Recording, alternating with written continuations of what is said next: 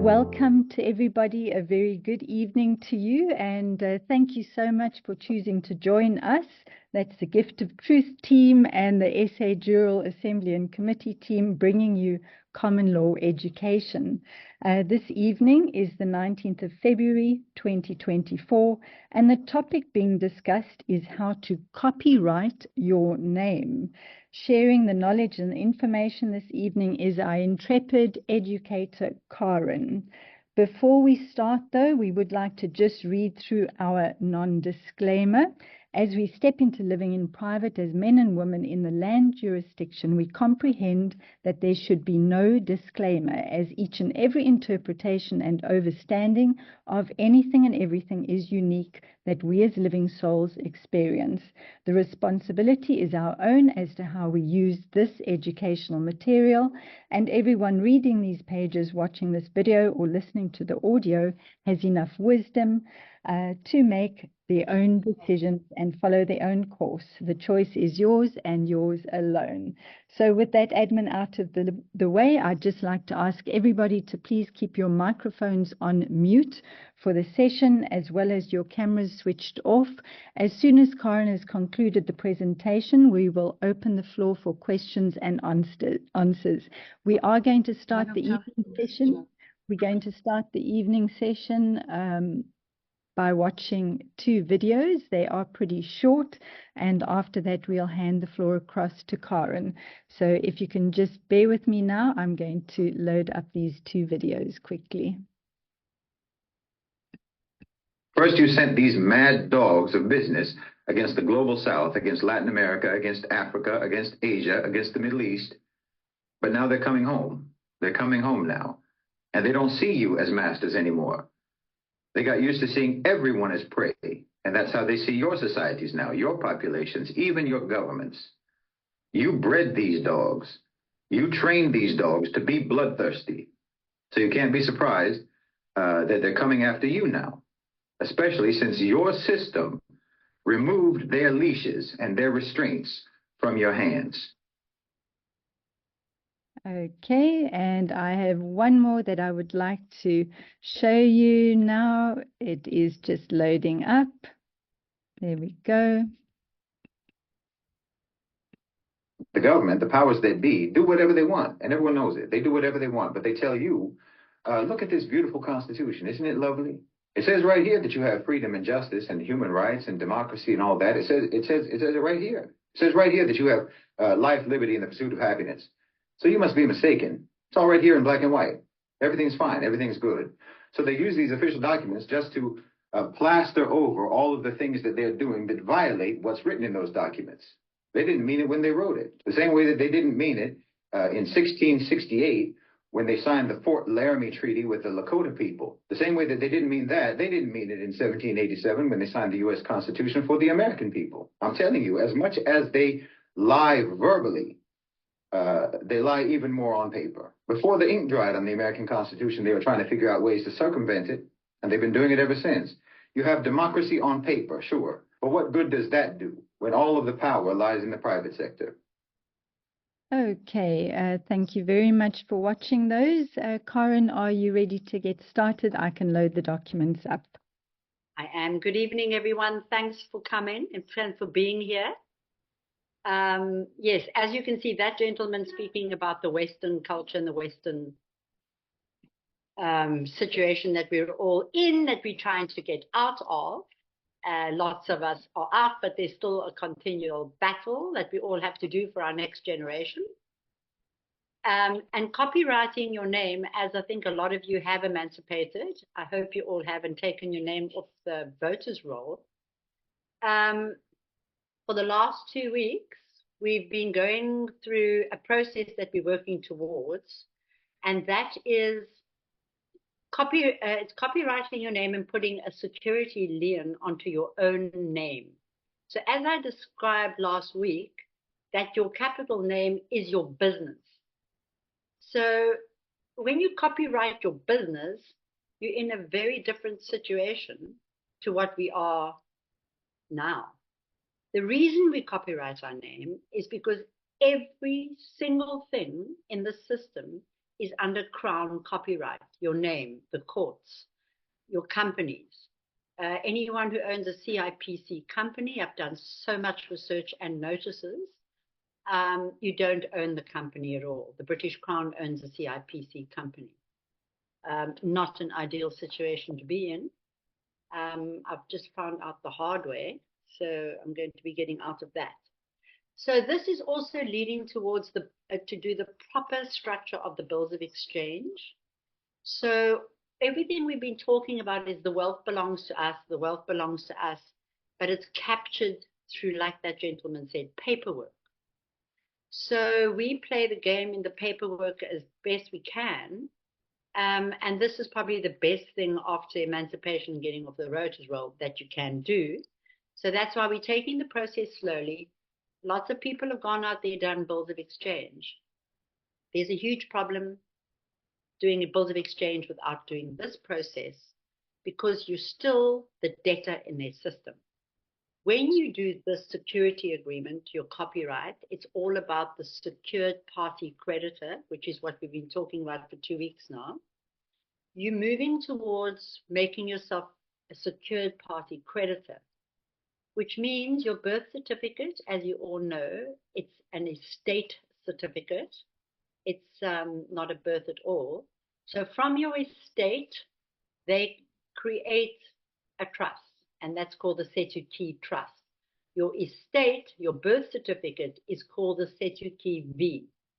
So your Setuki V is your birth certificate, and everything you generate through your life gets put in there, and you're supposed to discharge or set off your accounts. You're not supposed to pay them in fiat currency. So when you do this, you're first making ownership to your name, you're copywriting it, which you have done in an announcement way in your emancipation process. Now we're moving towards putting everything into your name and claiming all the assets that belong to that name. So you copyright your capital name and it becomes your personal business. So you've got to start seeing your straw man. I prefer calling it the ventriloquist, because every time man's with a ventriloquist, he's talking without you seeing him talking, and he's operating the puppet. Now you're moving from straw man into the ventriloquist. You're in charge of that puppet, and you play the puppet. You speak for the puppet. So it's about becoming a creditor in the whole governmental system and the whole political system. We are still debtors to a point because we haven't done our final big paperwork that we need in the process of doing here, so that you can become a secured party creditor. That means that if there's a bankrupt or you called into a court, a sheriff comes to attack your house, they can't, because you're going to have a secured party creditor number, and that's a bond. So we're creating a bond, a lien onto our names and claiming all the assets back. And as I've been teaching for months now, we own the gold, we own the land, we own everything that's tangible, because a corporation can't. And hence, from ancient times, because the mariners and the law merchants couldn't own land, it was the beginning of setting up trust. So we're going to do this process. There's one more thing after this that we're going to learn to do. And then we're going to sit in a Saturday or a night workshop for anyone who joins, and we're going to get our templates and you can start the process. Our whole group is in the process of doing it now, so we'll have first-hand information. But if anybody is really keen to, which I'm sure most people are, to do the correct process for bills of exchange, you're playing with fire until you've actually done this process properly. Every time you do a bill of exchange, you will be writing your bond number onto it, which is registered at the Treasury. And that makes the Minister of Finance have to discharge your bills, because you've claimed your assets and you've sold them back into that trust under your name. And therefore, every time a bill gets discharged, it comes out of your personal account, instead of like the public trust kitty, which the hands are in the cookie jars enormously. That's why most people are poor. It's all because of this. So in 1920, 30 something, 33, I think it was 31, when the financial crash happened, they created this system where we were all going to volunteer to tax to build the companies back. And we offered to basically loan our assets so that the government could make loans against our assets. And nothing changed. Everybody just thought that's how the system works, but it isn't. So by paying with fiat currency, it's actually illegal to use fiat currency. So your signature is where your value comes in, and that's why you copyright your name. And this is not just copyrighting your name. You copyright every aspect of your physical. Our templates have got from your fingerprints, your facial recognitions, it all gets copyrighted. So this is being the creditor and give up the debtor, which is the debt slave with the bond. So that bond on your birth certificate, you're reversing it, you're taking ownership of it because you passed 21, you came back, you weren't drowned at sea like you're put into the system as such, and you've come to claim back everything. Which is basically a trust. So your birth certificate, your estate trust is the Setuki trust that we all discharge our bills from. So earn your value credit of your straw man, your business. Land of the dead debtor versus the fiction person, sorry, not versus, it is the fiction person. So versus the living creditor, free man on the land. So debt slavery by name slavery, your entire debt system is based on your name, and your name is your estate. And this is why you're going to bond it. You're going to bond it for millions. For some people who are extremely active and wealthy, billions. It's this crazy, people, but we'll go along and we'll explain it. So remove the shackles and claim your name and your business back. Copyright your name and cancel the crown copyright slavery. Claim back your life. It's your life force. Remember, I'm going to use the word life force now because we've changed it from us being energy slaves. It's actually a vampire system that we're living in because it sucks your life force, your energy, which is what they make all the monies for. And the elites got rich off our names and our energy. We must resolve that which we have created. So we played this game with being stupid. The Christian name title given to you when you were born is your address. So if you're going to court and they say, is your address so and so, you say no, your physical body is your address. So when they name you, you can actually say, no, that's my address. If questioned as to your address, it is proper to respond, you may address me as Betty. I am me, Betty. Better, I am Betty, holder in due course. Last week's notes covered the holder in due course. So whatever instrument you're holding in the bills of exchange, you're holding the value when you're holding the instrument. So that makes you, say you're the defendant in a court case, that court case can only happen by you losing and them discharging the costs of that court case from your Setuki trust. So you then learn, you become a holder in due course.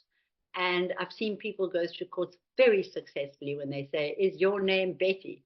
They say, yeah, you can say, they'll say Betty Boop because they need your surname. And you can just say, I'm Betty, holder in due course, which means you're holding the value of that entire court case in your hands. And that's when you learn to create a trust inside the court in 5 minutes and you walk out.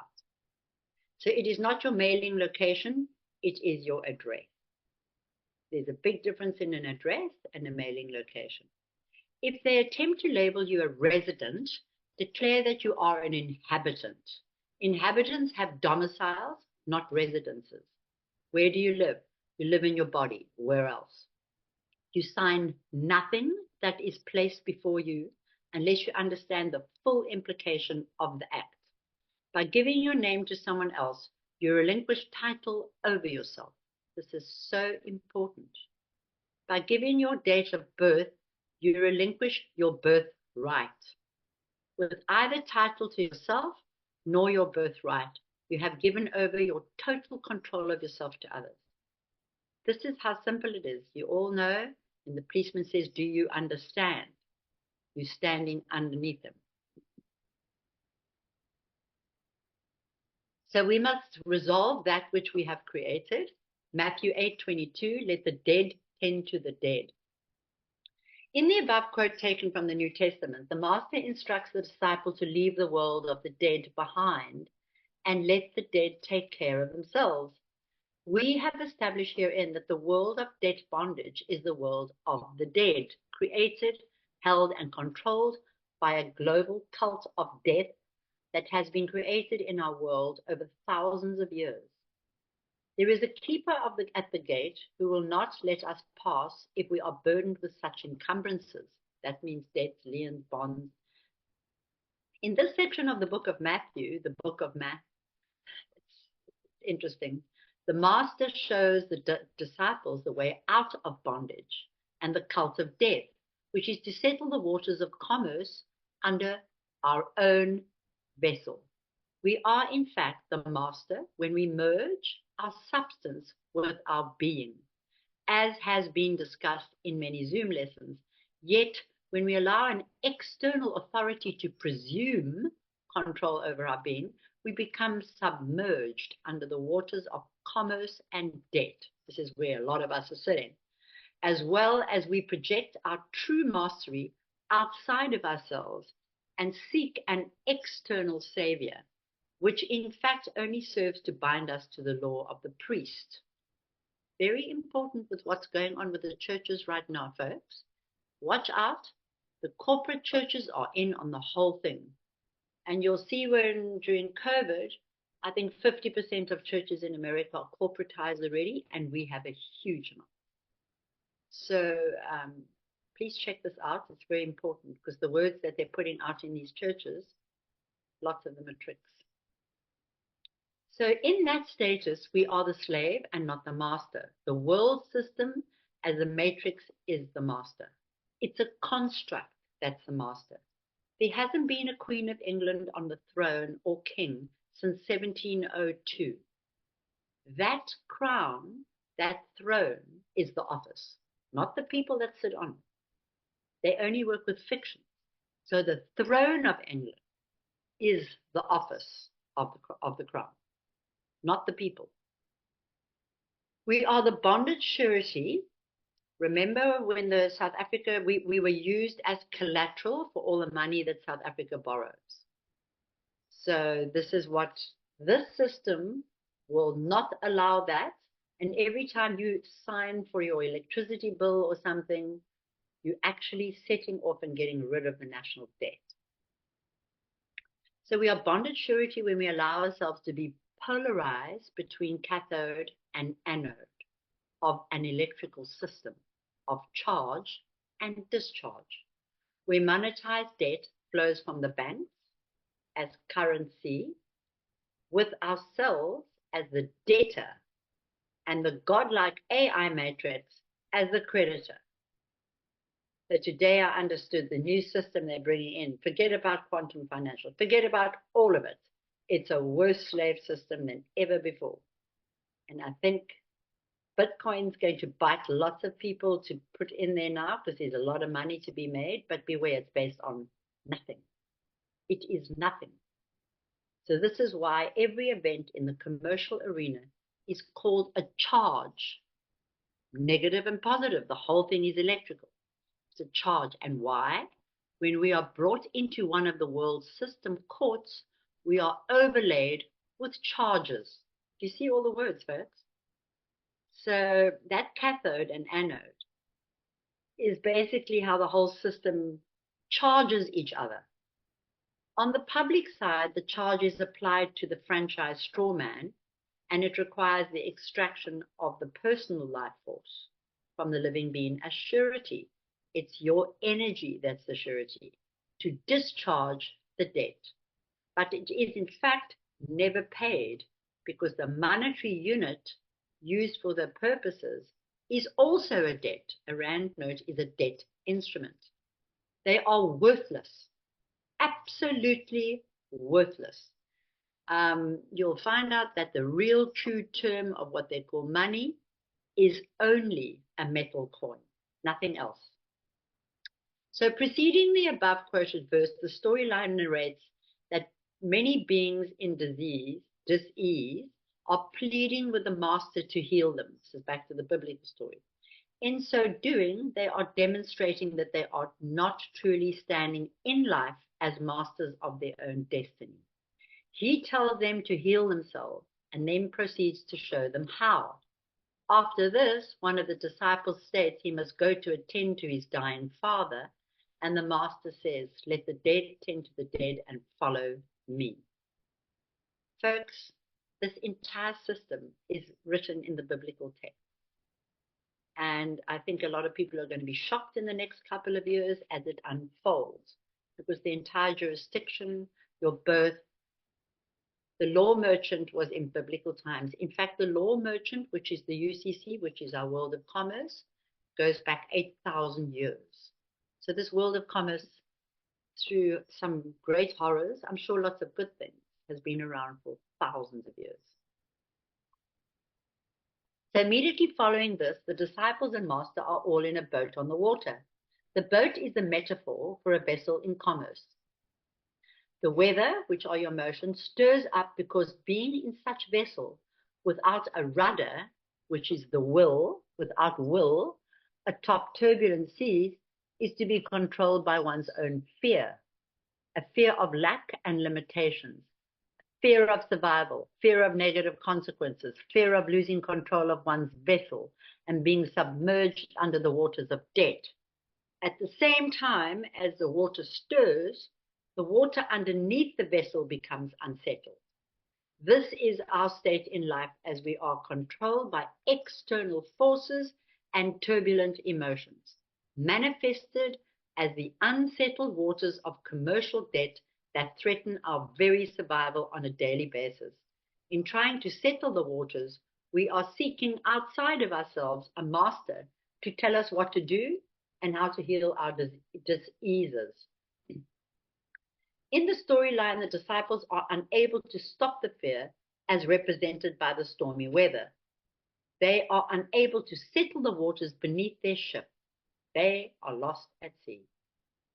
This, folks, I recommend, if any of you got a pen or someone can write it down, a video called Gnostic Control.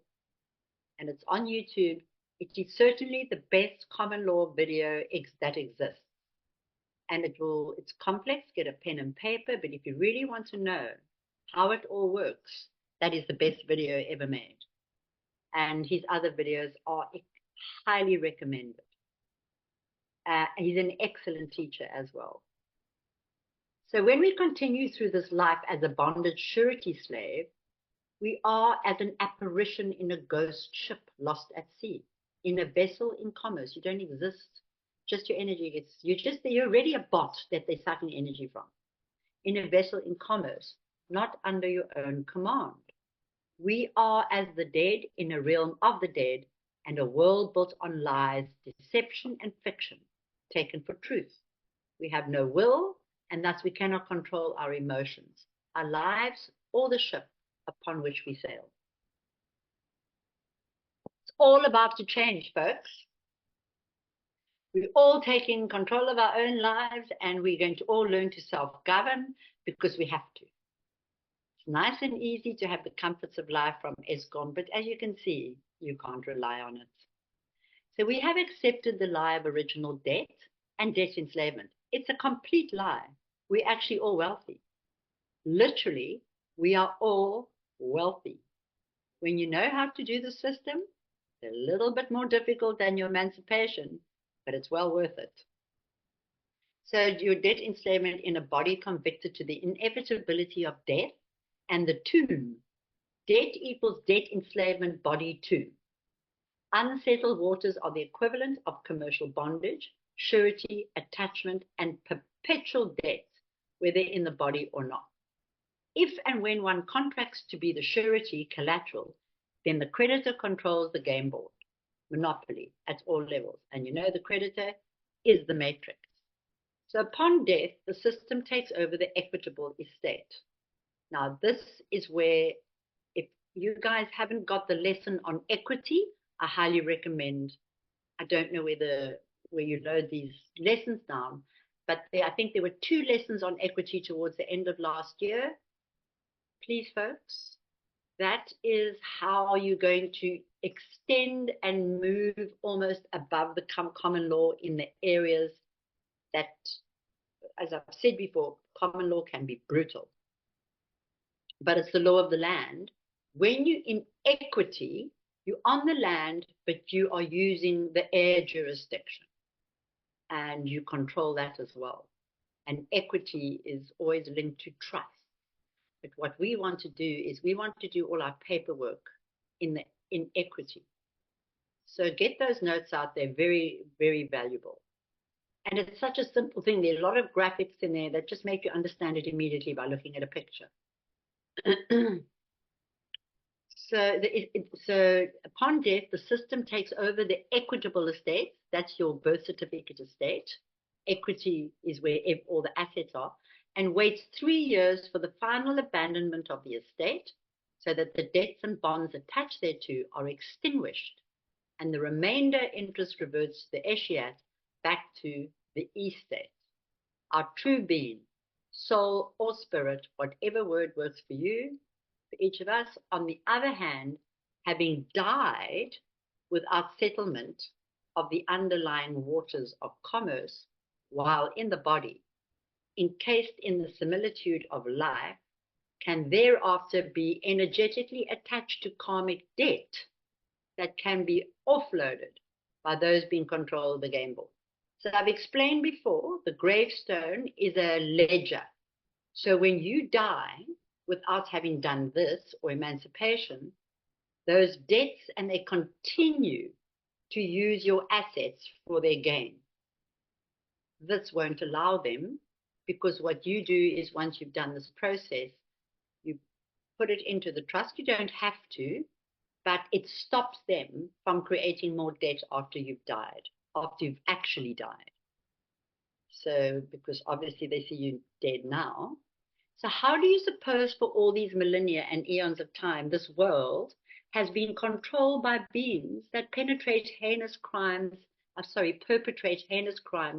and mass murder through war, poverty, starvation, and disease without any consequences? The answer is because they are the puppets of higher dimensional masters who can shuffle karmic debt around and place such karmic burden on the hapless volunteers who are in a state of perpetually dying. Every week I put a little bit of a weird tweak in it, as though we're not the only ones on this planet, and there are unseen worlds that are controlling much more than most people would even dream of. And this is why it's so interesting when it comes through the biblical text or any religious text, because there's a spiritual side to all of this. As you can all see, as you unbundle and unbind yourself, you're going to feel very different on a daily basis. Lots of things will come. The more you know, the more comes at you. Just try, do everything in your power to know that life deals up exactly in this moment, and life is exactly the way it's supposed to be right now. And that's how you stay in the moment, no matter what difficulty you're going through. Put your prayer out to the universe, and that includes all the people in and around you in your own country who gets to hear those informations. And before you know it, some strange forms and assistance comes to you. Since they hold the keys, this is where the whole story of Peter and the Vatican and the keys come into. The keys control and codes of the system. They can swap out the debt that they have extracted from the abandoned estate and replace it with their own karmic debt so that we, the living, are bound and gagged into endless cycles of debt. I do believe that this is what the Indians call karma. It's an endless, they keep you alive in the grave. So I think karma, here we go, cycles of debt and karma and subjugation. While they're in the embrace of their false godhead, seemingly walk free. All of this done by our own free will choice to pledge ourselves to the death debt burden in a cosmic game of mortgages and pledges of debt, birth certificate estates, Setuki estates with Setuki trusts. Yet, when we reverse all of this, as in is our sovereign capacity to do, we clear our own ledger. So this process we're doing is 4 or 5 documents. You're clearing your ledger and you're clearing all the debt. You're now sitting in a credit of R500 billion. That's what you're going to go for. So we clear our own ledger, our debtor creditor, by resolving our karma and ancestral lineages and genetic misappropriations. And these so-called gods then must face themselves and pay their own bills. I like that one. So it'll be interesting when they do have to pay their own bills, because I don't think they would be able to. Honestly, I don't think they'd be able to look after themselves. So if the whole world is run by us, if they just sit in these little thrones and we believe they've made all this money, we haven't. We've actually been making it and putting it onto their steps and their doorsteps and shoving it into their safes. So we do not have to continue to stand as surety collateral to their karmic debt. Going to do another biblical one. So Proverbs 11:15, he who is a guarantor, remember a guarantor, it means you're guaranteeing a debt, for a stranger will surely suffer for it. But he who hates being a guarantor is secure. That's why this is called a security agreement, because you're not going to be the collateral for the guarantor anymore. Ultimately, we are all the beneficiaries, not the sureties. We are the living embodiment of the eternal, equitable estate of our own lives. But having sovereign free will, we are also capable of contracting such an equitable estate, states in equity, we're going into real tangible things, a way for a handful of counterfeit fiat money. So folks, right now, if you're holding onto cash and you're saving cash, I don't think it's too much of a good idea right now. And in the last 3 days, you can see it's starting to really crash fast. So best to put whatever you've got, even if you've got very little, get 3 months of food stored up so long. So we have allowed ourselves to be the sureties collateral to the public debt, and we have abrogated our right to claim our own estate and regain our standing. We stand, we don't stand under, and we don't understand their system. We like our own standing in our own system. So we are supposed to be the living beneficiaries of the global estate. This country, the world that is ours, this world that we have created in co-creative alignment with a creative power that is primary yet equal, no matter how any individual being chooses to define that source of power. We are the beneficiaries of all of life. What we've done is accepted limited beneficial use, strawman Setuki trust status, by our contractual agreement. And instead of remaining the true owners, we are now the tenants, tenant farmers, held by estate owners as tenements. See, tenements, you'll start seeing servitude, servants, property from which the owner can extract rents. So if you own a flat or a house or a farm, you don't own it. You are the tenant until you've done your paperwork. And next week, or actually on Thursday, I'm going to do a lesson on land, and we're going to get the template out on how simple it is just to put your house in your just changing it, taking it out of the crown. It's a very simple process. So we do not have real titles to our automobiles, our cars, our homes, even our bodies and our children. Instead, we have accepted deeds of trust and certificates of title because the state has control of our substance as the executor.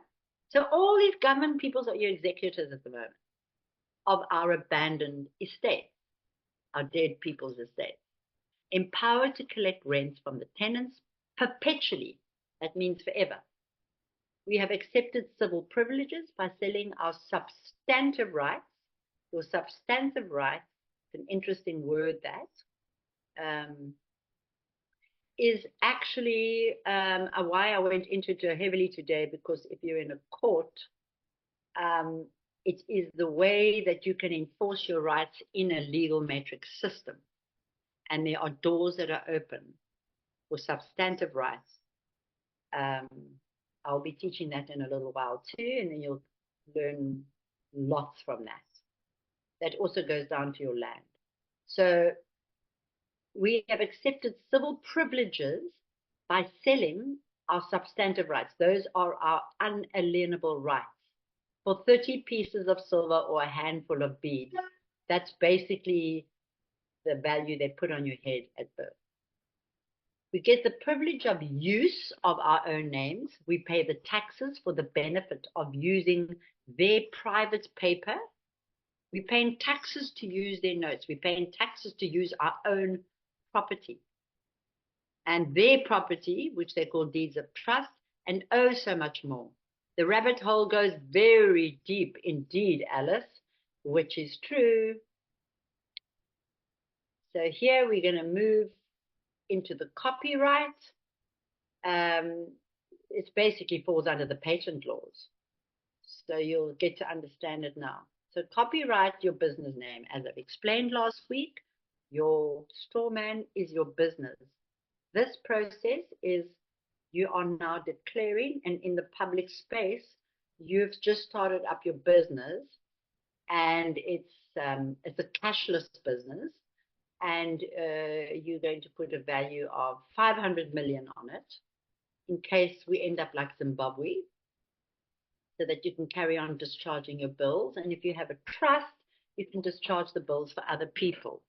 You can discharge the bills for other people. But first, I'll tell you why I'm finally doing this myself, because this process that you're learning tonight, we can do one bond for the entire of South Africa with one number, and then everyone can discharge their bills of exchange with that same number. We have to put a lien and a bond on all the assets of South Africa so that the debtors, the creditors, can't attach them. And I am determined to do it for the whole of South Africa. So this is the beginning of a process that will free up South Africa if we all get it right, and I can get as much help as I can. We'll free up the whole of South Africa financially. So I'm going to tell the little story of Nkandla again, because everybody and the newspapers and everything says Zuma stole the money and he's spending all the money on Nkandla. It's not true. He did this. He signed off his own bills. And being a president of a country, your signature, I would say your bond should be about 10 billion. Because his signature is worth a lot. Anyone who holds extra accountability or responsibility, not that they do. So folks, this is the exact system that we're teaching you now. We're going to put a bond on the whole country. So we need a whole lot of you guys to step up and do all of these for yourself so that we can all help each other. Because once we've got a bond for South Africa, even if we don't, we will use our individual bonds, and you can set up redemption houses where you can help people discharge their bills. What a lovely thing. Imagine doing that. People are so ready to pay 10% for anything you can discharge for them, and it's their own money. So you're not using anyone else's money. So recognize at the outset that you are dealing with a bunch of criminals who have abandoned their responsibilities as agents of the people by vacating the government Listen to what I'm saying. They have vacated the government and becoming a corporation to advance their commercial interests of the world. They attempt to make a corporation out of you too by writing your Christian appellation in all capital letters, which is a clear prejudice against you. So allegations that a corporation is incorporated shall be taken as truth, unless denied by affidavit. Go back to Zoom 5 there again. Of the adverse party, his agent or his attorney, whether such corporation is public or private, and however created. So as you know, we're all walking around as corporations. Everything's corporate. The world has been taken over by the corporations. And there's still a lot to save, but I highly recommend that all of you start seeing who the giants are. If it's Starbucks, don't drink Starbucks. Go local, folks. You'll take the system down so fast if we all just went local. Don't get enticed by those big game stores. Stay out of there. Go to your local people. Try and get local groceries together. We've got to set up our own economy. I mean, imagine, I remember even when I was in Woodstock in Cape Town with my office, the trumpet would come and they'd come with fresh fish on donkey carts. Just not so long ago. Fruit and vegetables, I would buy everything off their carts. It's the best. Take note of the words however created, because when those attorneys write your name in all capital letters on a summons or a warrant or a notice, you have now been constituted as a corporation. Your name was similarly corrupted when a constructive trust. A constructive trust is when the government forces a trust, they set it up without your knowledge mostly, or by force, and then that's your statutory trust, and then they take all the assets. So similarly corrupted when a constructive trust was established as you volunteered into the identification system, making you part of the National Socialist Democracy and assigning you as an employee ID number. So your ID number is basically saying you're an employee of the RSA Inc. And that's why you emancipate. And your voter's roll, you're an employee, you're actually a company, you're a vessel for the municipal district, which is territorial, which is war. Affirm the notion that if someone alleges that you are a corporation and you do not deny it in a timely manner, you are indeed a corporation for the commercial matter in question. Checking the definition of name in Bouvier's Law Dictionary, find that if the opposing side does not use your Christian appellation, and 2, you do not make an appearance, and 3, you do not waive process, then they have no jurisdiction over you. Literally, if it's not financial, it's probably better not to go to court than to go to court. And then when they come to your door, which a lot of the time they don't, you have your paperwork ready. It's better than going inside that courtroom. So one method of obtaining control over the all capital fiction, can you move it down, please, is to file an emancipation process, remove yourself from the voter's roll, and file a copyright claim. So this is where we're going to come to the copyright claim, and it has to be published in a newspaper or the government gazette, or we will have the answer by the time you do yours to officially publish it on the internet. There is a way of doing it. So we're hoping to have it set up pretty fast if we can't find someone else's channel to do it on. But you can, it's a 2-week thing, and once you've published it, then it's the same as a UCC1 financing statement. You put it into the public. And it is required to do that, to set your bills of exchange off properly. You want to have, in that attachment, you want your publishment. In fact, your publishment number is going to constitute part of your bond number, which is a number that you create yourself. We'll get to there when we get to the templates, when we do them. Another is to bring that fiction under your domain as private intellectual property through a copyright and publishment, which enjoys the protection of common law when made a part of the public record. So copyright law existed before modern statute was created. So your common law copyright is very, very powerful. I highly recommend, there's lots on the internet to go and just double check, and you'll see you've created a business with lots of money in it, actually. You're now a Marilyn Monroe. You can't just use Marilyn Monroe's name, and she only autographs. Compare this with a trademark, which is not common law document, since it comes under statutory law. I have done a trademark, legal and copyright lawful, which covers costs on both claims. So this is our template that we highly recommend that most people will use. Remember, I've told you now, you're the living man and you're the straw man. So our security agreement and our copyright agreement, we do trademark and copyright because we've got the straw man and we've got the living man. And as I said last week, all names are actually in the realm of fiction. And they've already worked a way to steal our Christian names under the municipal districts. You become a transmitting utility. That's like something that will move a vessel from one place to the other. So I've done it, okay? So the failure of an adverse party, meaning you, to deny under oath the allegation that he is incorporated dispenses with the necessity of proof of the fact. So when you receive a presentment, a bill, a citation, a tax bill, lawsuit, summons, you are alleged to be a corporation simply by how your Christian appellation is styled, your name, in all capital letters on the presentment.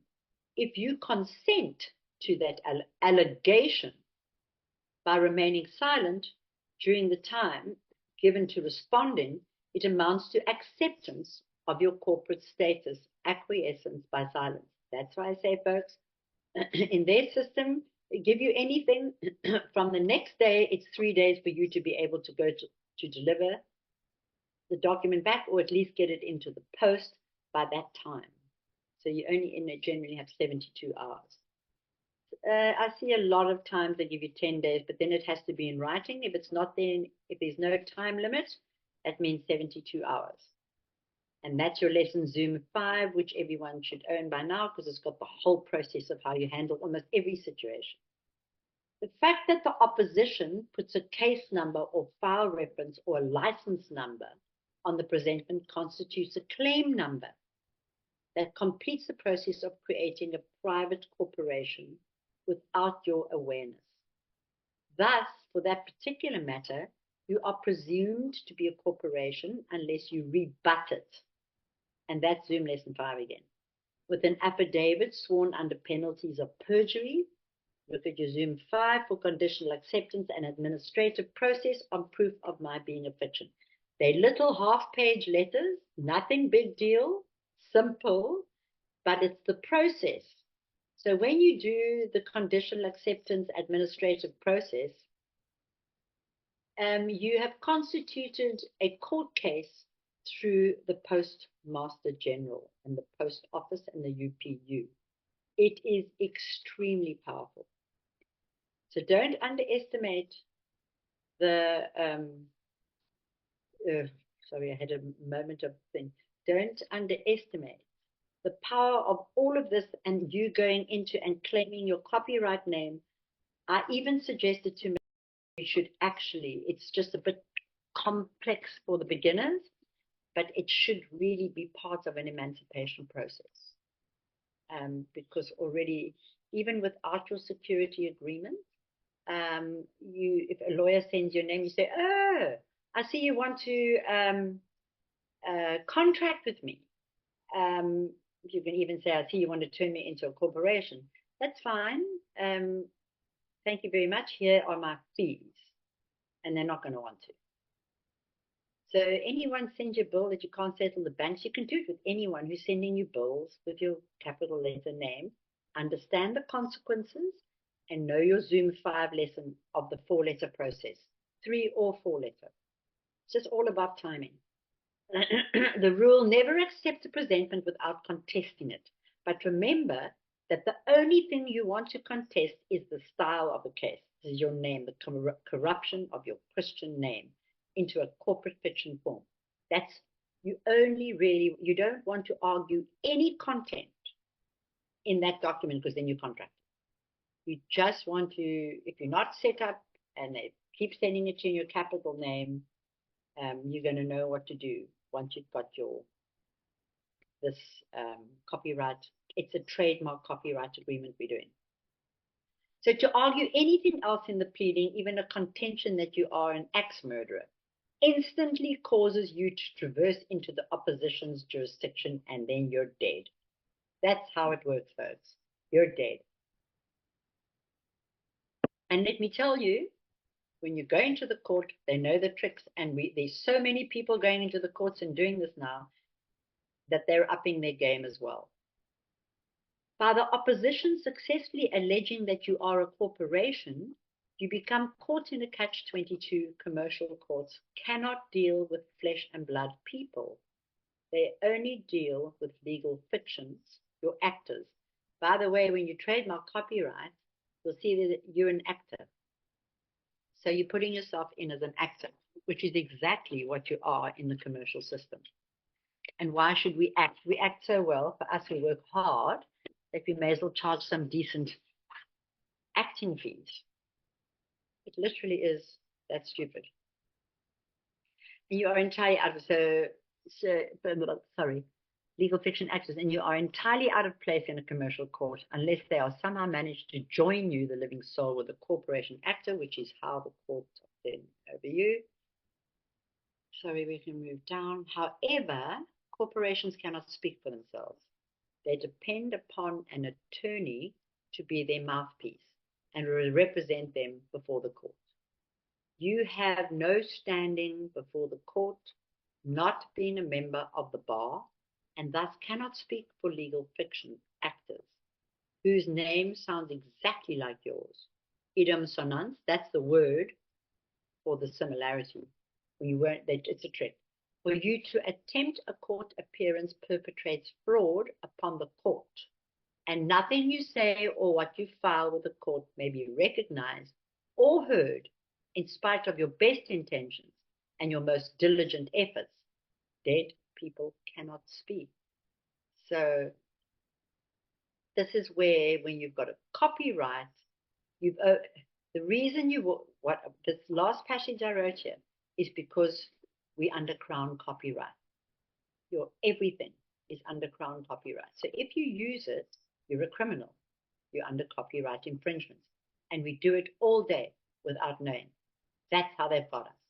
We literally are permanent slaves to our own names. So the judge will take silent notice immediately. Hiring an attorney only complicates issues because it makes you a ward of the court, a prison warden, incompetent to handle your own affairs. And it compromises your interests. Attorneys are officers of the court whose first allegiance is to the court and never to you. Representing yourself pro se is no solution either, unless you conveniently happen to be a member of the bar. Perish the thought. You can go into court if you have to, but do everything in your power. So when a court summons comes to you, or a motion or anything, you're going to use the conditional acceptance process, and the one for the court, it's one line. You send it back to them, and it's all about your jurisdiction, because your name is about subject matter in the court. So you challenge them for subject matter, and that will be the 4-letter process to the courts. Then once you've got your security agreement and everything set up, and they're not responding, you don't go into the court, you wait for them to come to you, and they come with a citation of the sheriff or the attachment, and you use this bills of exchange with your bond number, and you discharge it then and there. Last week, I put a questionnaire up for public servants. Most of them run, so always have that on hand. Photostat that template. Have 4 or 5 next to you. Have some in the car.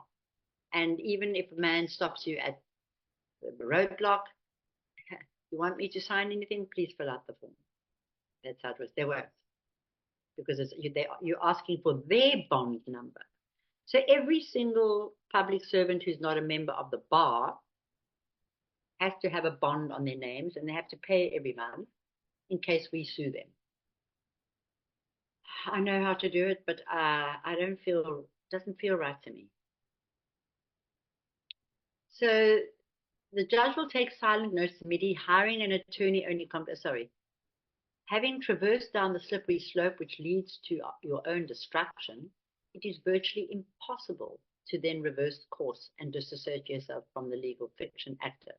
Once you've proved you are a fraud by agreeing to be a corporation, a powerful principle of law rules your affairs. No truth can come from fraud.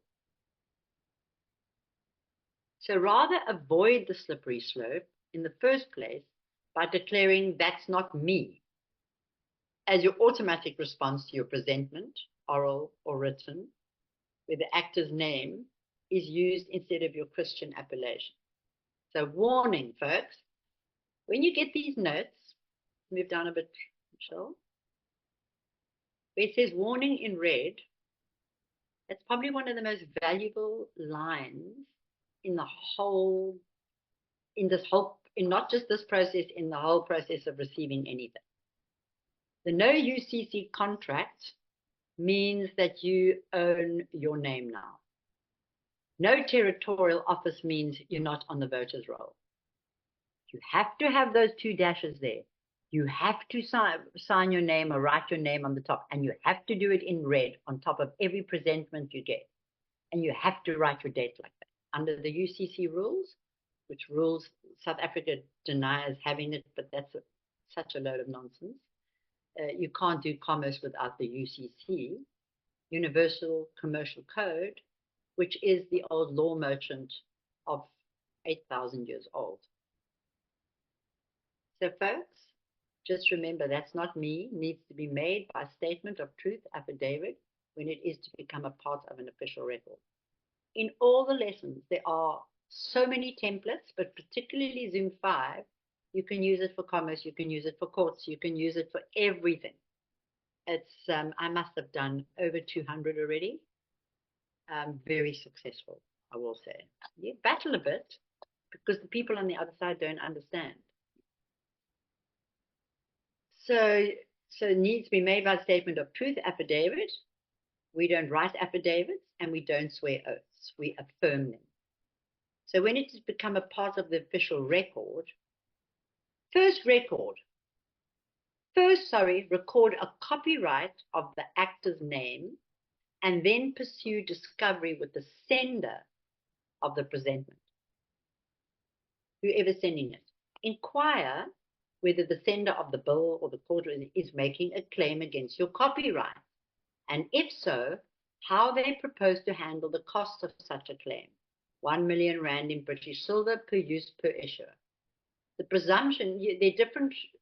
My template's got lots of different costs. If you put into things, if you handcuff, if you put in a room that's too hot, it's so much. When it gets serious, I take it down to charging per minute. This is how serious it gets. This is how wealthy we are. You can start stating your claim. You see, I just get cockier and cockier, and don't think I don't fall many times. I'm in the court case at the moment, but it's going to be interesting. So the presumption is that the sender is using the actor's name in an attempt to extract something from your estate. Claims for unlawful use of the copyright fall under common law and not under the commercial statutes regulating negotiable instruments and contracts. Therefore, silver specie may be demanded in any settlement instead of rand reserve notes or credit instruments of the RSA Inc. And my template has pound sterling in it because it's very much alive. So to tell you all, I've often said to you, I've got a special allodial title to my land, which they fight me against. But today, I found an 1889 sale document on this farm where they paid the British government £500 sterling, which means the government can never claim this land because it was paid with real money. So it's out of their hands. And they know it. Use these. You can see these copyright templates and things. They'll be on the notes. You can just move them onto your documents and you use copyright stamps. You can even make a rubber stamp with your personal copyright name on it. Rubber stamps work very well, let me tell you, because of your intention. So the people doing bills of exchange, take the template that you're using and have a rubber stamp made. It's quite a largish stamp, but they're terrified. If you've got a bills of exchange stamp, that means you're in the business and you know what you're doing. And they're very nervous of that. So that's another tip that I've seen people's bills get discharged when they use the rubber stamps before others. So please, sir, attention legal department. This is just, I put these in so that you've got ways to start your letters. So that now, when you've got your copyright, which is not going to be a long process, I suggest everybody does a copyright, even if you're not going to go with a bill of exchange, because you can see now how valuable it is. So to whom it may concern, this is just extracted from a letter of mine that where I use the copyright. Please note, I, the living, am fully aware that any and all claims made concerning a Crown Corporation-owned name is, in fact, an admission of fraud, where false impersonation is concerned and is a capital crime to do so. That is a brilliant line just to open it up with. Inasmuch as you, the sender, your municipality, the hospital, or whatever, have mailed something under assumption or presumption, all their law is presumptive law, that I, the living, am somehow related to the Crown copyrighted name registered at birth is, in fact, aiding and abetting another into fraud should I accept your presentment. This is the truth. Remember I told you just now? If you use your all capital name, you are committing a crime in that moment. And that's how they've got us enslaved.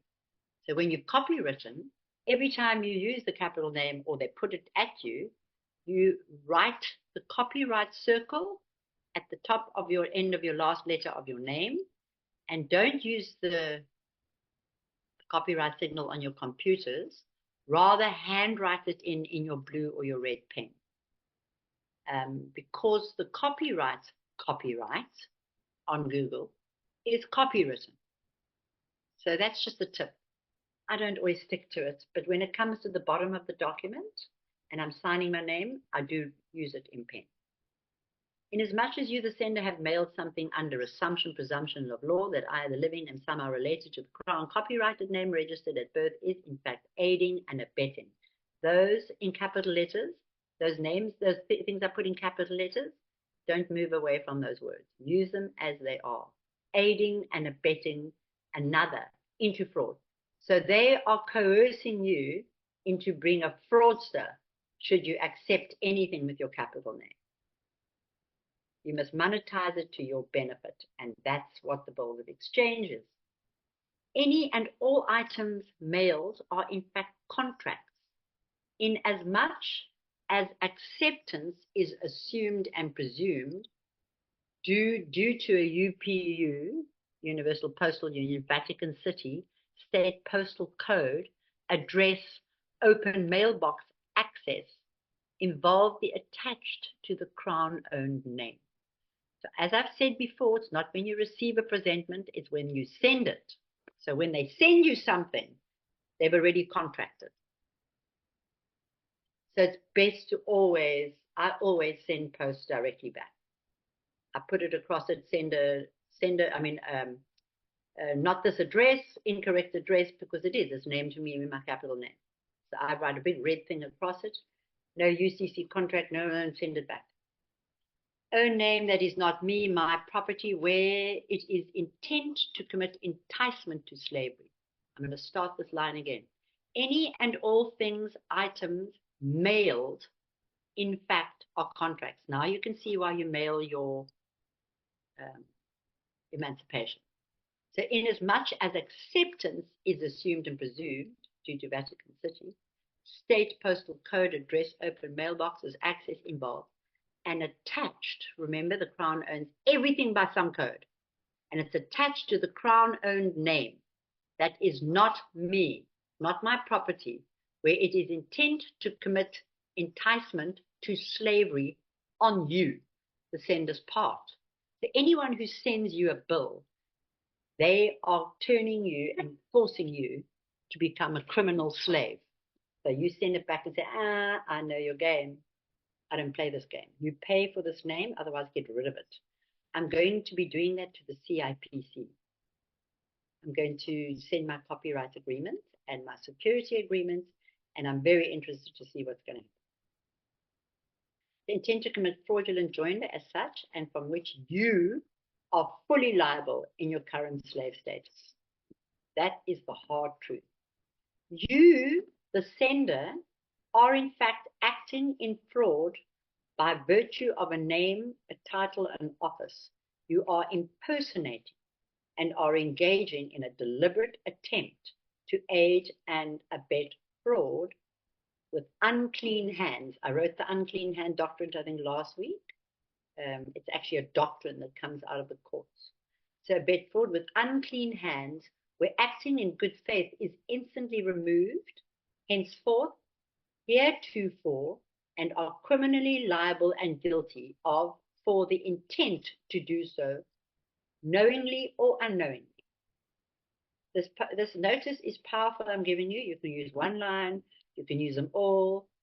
But this is how to get you going with your own letter writing. So if you took one of these lines, you went to Zoom 5 and you used it with the conditional acceptance lines in there, you've got your document, literally 5 minutes.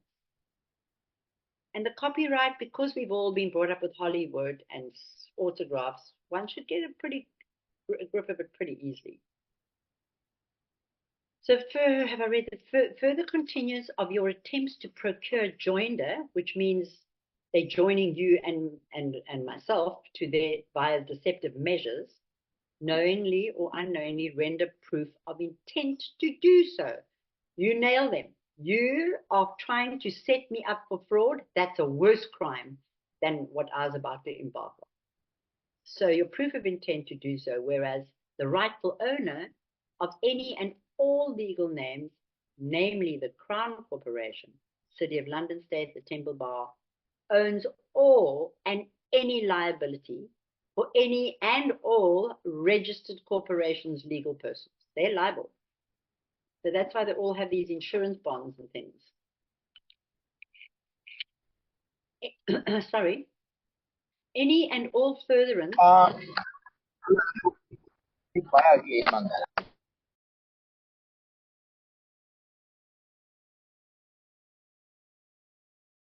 Apologies, Karen. You can go ahead.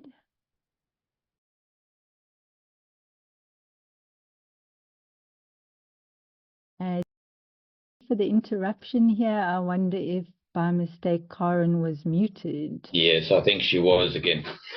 Oscar, unmute. Okay. I've got Sorry. There we go. Not a bad voice to mute sometimes. Further continuance of your attempts to procure joinder. Sorry.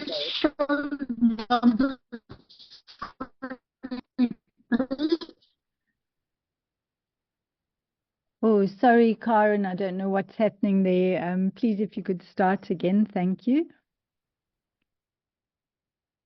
So, number 5. Any and all furtherance, pursuit of legal joinder, enticement. They're enticing you in. That's just why this whole concept is the devil. To slavery, false impersonation is and shall henceforth be deemed intent to do so via mail fraud. Whereas the name you are seeking is a fictional corporate legal entity and property of the Crown Corporation under copyright. So now you look at that line, and once you've done your copyright and you published it, that line you will use, but instead of using the Crown Corporation under copyright, you're going to say, I have the copyright. So you're just taking the throne. Any and all attempts, acts of use of copyright, intellectual property, is in fact a crime of copyright infringement against the legal owners of any and aforementioned assumptions, presumptions of name, fraudulently claimed by you, enticed of another. So if anyone used a picture of Marilyn Monroe or her signature, they would get a massive fine. This is exactly the same situation we're in. You don't have to be famous. It's probably better not to be, because those ones that grind and work the hardest is most of the capital in the country. Please contact the rightful owner of this corporate debt liability to settle any and all legal accounts you falsely believe to be mine, the living, where the original intent to deceive by a non-disclosure belongs solely to the Crown Corporation. City of London, State Temple Bar, Mayor, both elected, appointed mayors, City of London. Have a nice day. That's how you put your letters. I, this is how I sign it, I, who shall not be named. You can sign it like that. Don't go into their courts. Simply return their processes to them with an appropriate notation. Remember that if one, opposing sides does not use your Christian appellation, and 2, you do not make an appearance, and 3, you do not waive processes, then they have no jurisdiction over you. Don't argue on behalf or against the actor or the charges. It's of no consequence, and you risk traversing into their jurisdiction. The only issue is that's not me. So, as I've said, that you are going to, before you ever think of going into the court and saying that's not me, you're going to do that's not me on documents. But you're going to say, I conditionally accept this on proof of subject matter jurisdiction. That's basically the only line that you have to send them, because they don't have subject matter jurisdiction, which is your name, your living name. It's the living you. The actor, being a fiction, has no capacity to speak or write or act or pay fines or serve them time in jail. For those purposes, the system needs a real live man, subject matter. There is your subject matter. So the corrector conditionally accepts this on proof of subject matter jurisdiction. To step forward and agree to become the agent for the actor, thus responsible to the principal, being the living man, to indemnify the obligations of the fiction. See the indemnifying party and accommodation party in the Uniform Commercial Code. So go and look at those two things, and then you'll see the Universal Commercial Code. Seems strange, but when you look for a particular thing, you see it's actually quite simple. It's not that complicated. It's all commerce, how to send a bill, what not to put on the address, what a bill constitutes. Most bills that you receive in the post are 100% illegal and not just name fraud. You'll see in lesson 5 what it takes to constitute a correct contract. So the system convicts the fiction, as you know, it convicts the fiction, and the live man serves time in jail. The state creates the fraud, but a real live man must agree to it for it to be carried to execution. So in this country, I think they throw a lot of people in without the process. But the prison bonds and the court bonds is probably what finances almost all of government.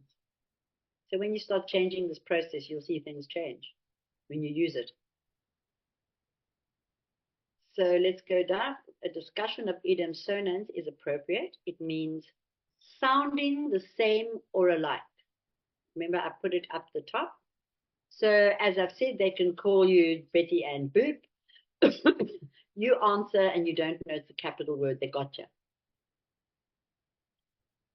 It means sounding the same or alike, and is the means by which the real man is tricked into answering to the illegal conversion of his Christian appellation name. Fix that spelling there for me, Michelle. All appellations name. So that's your living name. When a case is called in court by the bailiff or the sheriff, announcing the defendant's name, he is reading the all capital names on the actor's corporation document, which sounds exactly like the real man's name, but it's not his name. The natural reaction is to respond by walking forward. The moment the real man enters the bar, he has just left the venue of the people and entered the Admiralty Court, where by presumption of contract, he comes under some obligation to obey a statutory code, rule, or regulation, and that he failed to comply with it. Idem sonans amounts to criminal conversion. Now remember, idem sonans is probably the most relevant when it comes to police officers addressing you. So it's a criminal conversion. You can actually say to the police, sorry, I know you understand story. You are actually here coming to my car to turn me into a criminal. That's what you are actually doing. They're going to probably laugh at you and whatever, but then give them the form that they must fill out. Or sign your name correctly so that they can't ever get you. And there are lots of Zooms with every possible signature in different ways, and there are lots of ways you can do it. But the general, once you've done this, and there's a capital letter name, and you have to sign, you rather than sign your name, lose your squiggly beautiful signature. Learn how to make a signature in the smallest letters that you can. And then, for instance, if I've got to sign a court document, it will have signature with your name at the bottom in all caps. I sign Betty Ann Boop, agent, without prejudice. If you can fit it in, the court document, attorney might not accept it, but you can sign agent. And it means agent for the name below. So you're telling them by doing that you're going to be doing bills of exchange, whether they like it or not. That signature is telling them that you've got secured party creditor status. So the natural reaction is distraught before walking forward. The moment the real man enters the bar, he has just left the venue of the people and entered the Admiralty Court, where by presumption of contract, he comes under some obligation to obey a statutory code, rule, or regulation, and that he failed to comply with it. Idem sonans amounts to criminal conversion, contract made without your consent and lacking full disclosure. That's fraud. That is willful, malicious, and deceptive trade practice. The opposition assumes that you will not know the truth, will traverse to that fiction, and will automatically be captured into their venue and be the means to creating additional venue to fund the state machine. So if you look at this now, so if you do end up in a courtroom, which a lot of us say, okay, we know, but most of these systems don't know, so you've got to know how to fight it all. I would walk in with my security agreement and my copyright agreement and put it down. I don't think there will be a court case if you did that. Better still, if you go the whole secured party creditor deal, you're going to need your birth certificate and it gets authenticated. We've done the work on it. It can cost some money if you don't do it yourself. Otherwise, you're looking at 1,000 Rand to do it yourself.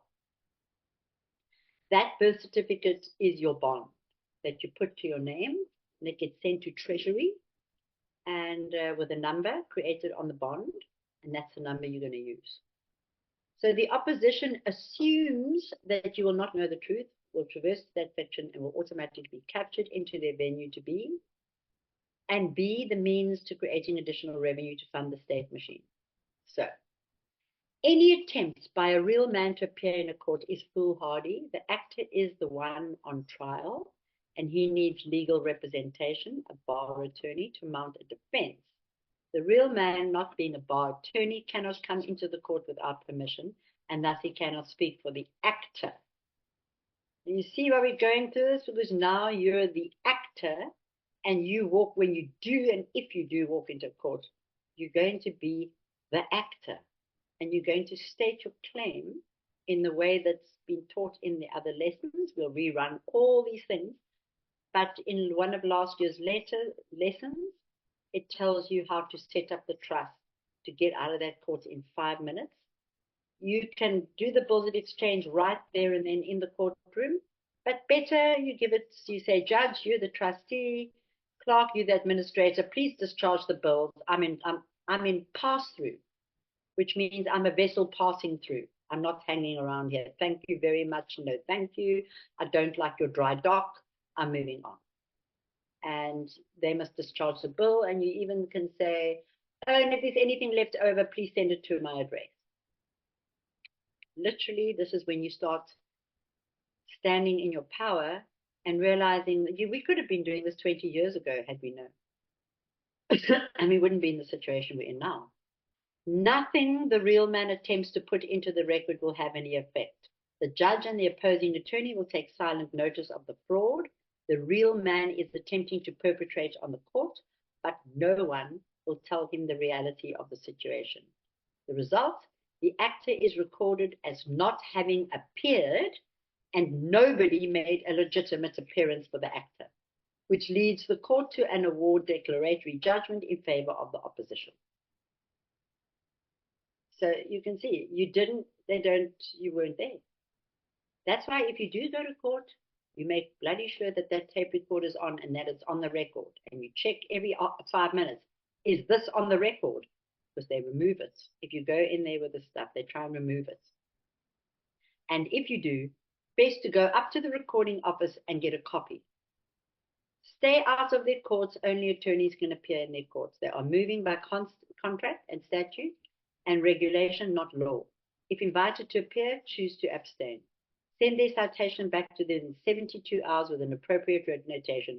Wait for a warrant, receive the warrant, and insist without hesitation. That's not me. So this is when you start, when they come to your house. So here you're starting to prepare yourself for your copyright agreement. If taken into custody, be prepared to contest jurisdiction. When asked to give your name, when queried about being John Doe, you respond, I'm not the John Doe you have on your paperwork. I am me. Do you have a claim against me? Do you know anyone who has a claim against me? They can't have a claim against you because they don't have a title to you, like they do have title to the actor, unless you have recorded for copyright. Who is the bondholder indemnifying the case? Here comes your security agreement and your bond. I claim the bond because I own the property as evidenced by title to a deed recorded in the county, the municipality, or the LRO, being our Jural assembly. So who is the bondholder indemnifying the case? So there you go. I own exclusive title to the actor being charged in the action. What commercial purpose do you have for that actor, and how do you propose to pay for the privilege? This is how you reply once you've got your copyright agreement. The fee is 1 million rand, pound silver per issue, per use per issuer. Resist the urge to sign a bond for your release. You are signing a contract whereby you agree to hire an attorney and give up all your rights. Send a bill to anyone infringing on your copyright without permission. Even if they're going to end up in jail and you send them a bill afterwards. Typically, a presentment involves two parties, assuming an attorney is in the picture. So the minimum fee is £2 million sterling. That's just for them to walk into the court with your name. Wait 30 days to receive payment, and then record, publish an affidavit of non-payment with your bill attached. An unrebutted affidavit becomes a judgment. It's called nihil deceit after 30 days.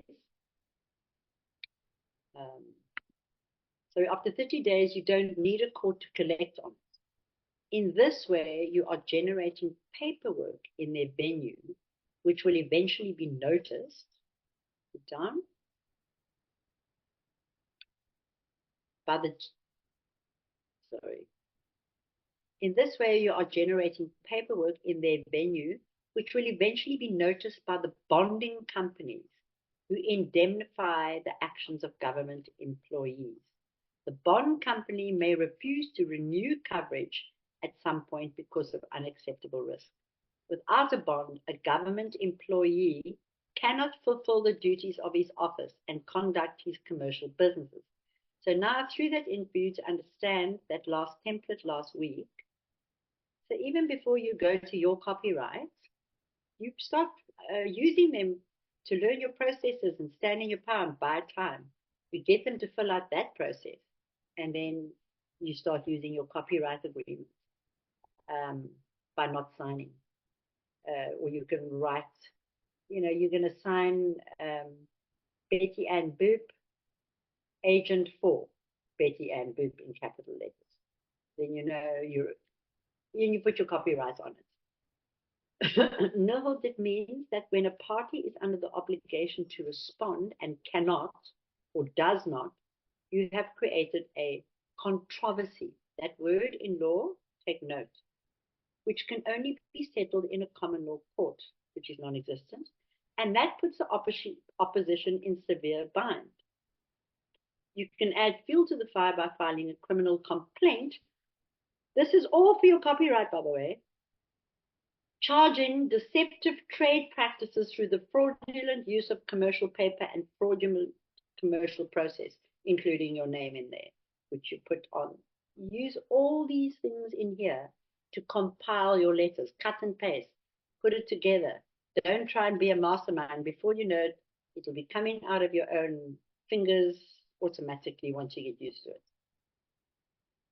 It is up to the court to determine what the criminal penalties amount to. However, by your bill and affidavit, you have already set the civil penalty at £1 million sterling plus.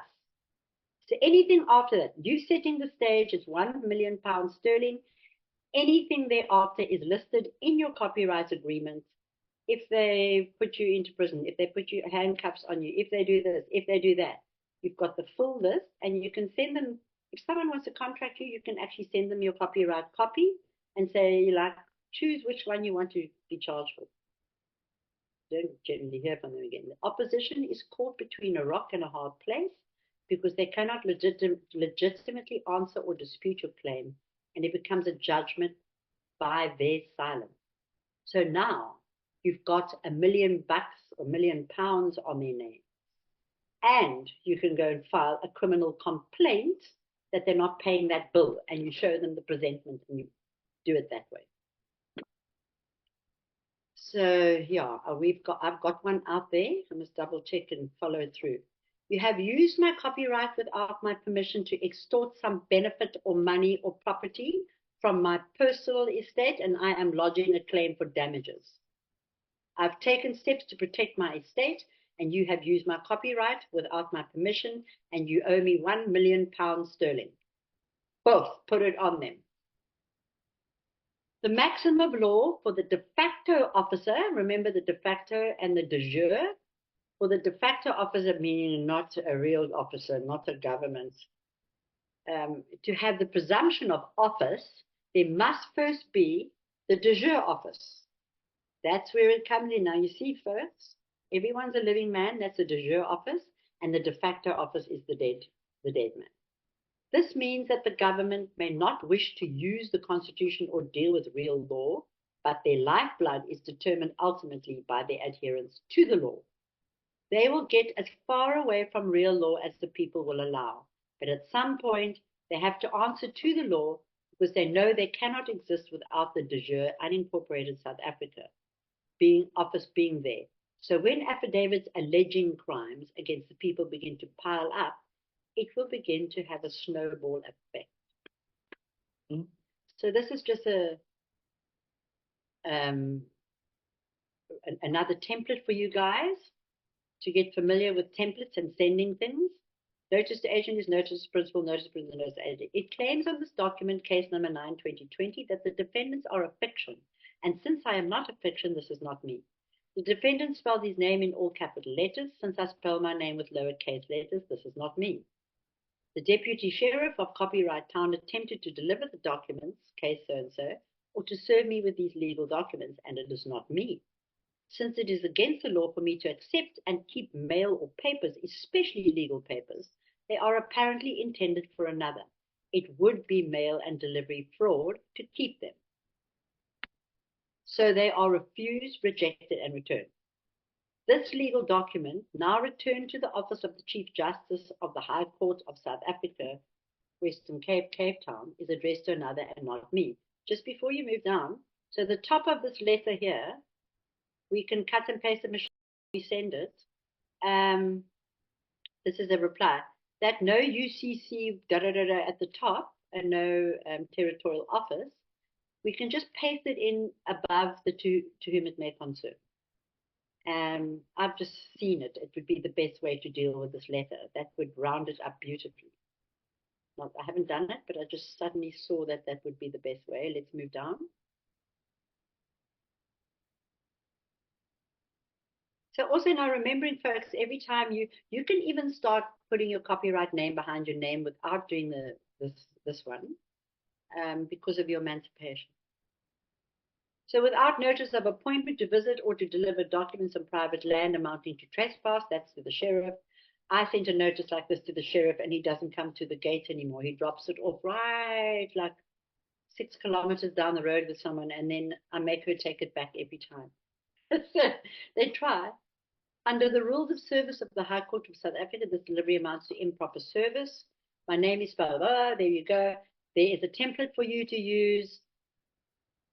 Maybe in saying that's not me, rather write I'm copywritten and you put your copyright behind it. And you can put a fee on it before you've published and try it if you're in trouble. Because you've done the emancipation, it is in public office that you are a copyright claimant.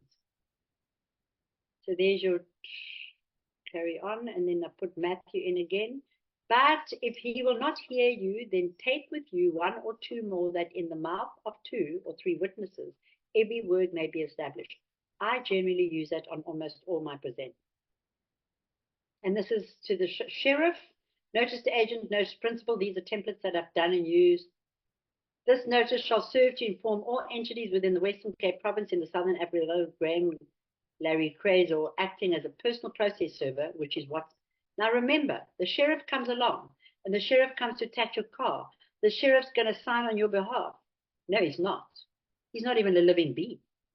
You write back to the court and say, excuse me, there's a process server, a robot, who's come here in all capital names, and he can't do anything. He's not allowed to. Here, fill out the form, Mr. Process Server.